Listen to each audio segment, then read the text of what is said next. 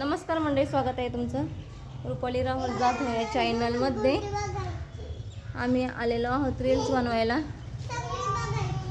तरी इकडे बघ, घसरकोंडी बंद आहे.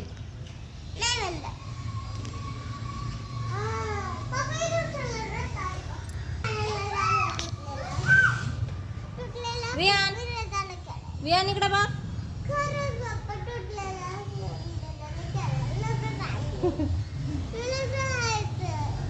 कुठं जायचं? हाय का चालू?